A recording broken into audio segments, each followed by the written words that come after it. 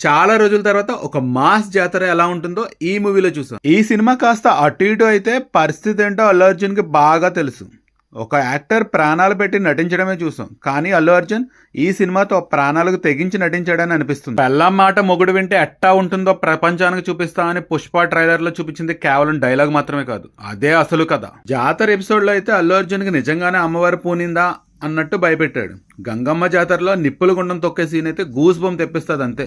Pre climax లో వచ్చే action block అయితే ఇప్పటి వరకు నేను చూసిన సినిమాలో ది బెస్ట్ అని చెప్పాలి. రావు రమేష్ ని సీఎం చేసి నేరుగా ఇంటికి తీసుకొచ్చి శ్రీవల్లితో ఫోటో తీయించే సీన్ అయితే గూస్ బంప్ తెప్పిస్తాయి. అల్లు అర్జున్ రష్మిక కెమిస్ట్రీ అయితే వావ్ అనిపిస్తుంది. ఫాహిద్ ఫాజిల్ క్యారెక్టర్ పార్ట్ 1 తర్వాత చాలా ఎక్స్పెక్ట్ చేశా, కొంచెం కామెడీ అయిపోయింది అనిపించింది. పుష్పరాజ్ తన భార్య శ్రీవల్లికి ఇచ్చిన మాట కోసం ఎంత దూరం వెళ్ళాడు. నేనైతే సినిమా చూసినంతసేపు పుష్ప వరల్డ్ లోకి వెళ్ళిపోయా. ఓవరాల్ గా అన్నట్టుగానే అల్లు అర్జున్ వైల్డ్ ఫైర్ చూపించాడని నాకు అనిపించింది. మీకు ఎలా అనిపించిందో ప్లీజ్